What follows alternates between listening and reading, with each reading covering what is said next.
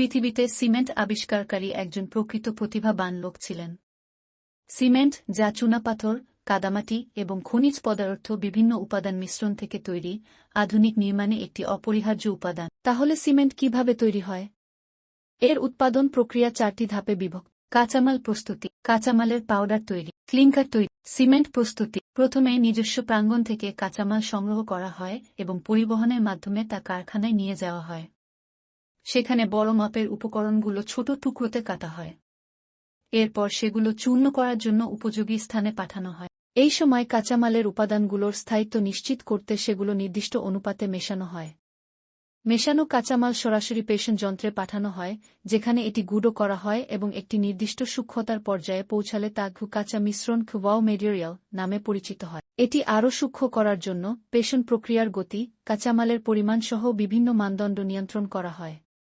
এরপর কাঁচামালগুলি সম্পূর্ণরূপে মিশ্রিত করার জন্য একটি মিক্সিং যন্ত্রে পাঠানো হয় এবং তারপর ধাপে ধাপে প্রিহিটার টাওয়ারে স্থানান্তরিত হয়। এখানে 850 ডিগ্রি সেলসিয়াস তাপমাত্রায় কাঁচামাল প্রিহিট করা হয় এবং এর কার্বন ডাই অক্সাইড বিচ্ছিন্ন করা হয়। একাধিক প্রিহিটিংয়ের পর কাঁচামাল ঘূর্ণন চুল্লিতে প্রবেশ করে এবং 2000 ডিগ্রি সেলসিয়াস উচ্চ তাপে পুড়ে যায়।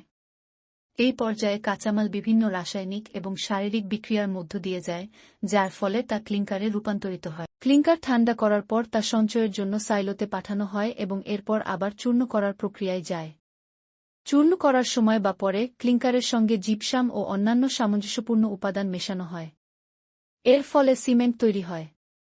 বিভিন্ন প্রয়োজনের জন্য বিভিন্ন মানের এবং গ্রেডের সিমেন্ট তৈরি করা সম্ভব। এই হল সিমেন্ট তৈরির প্রক্রিয়া।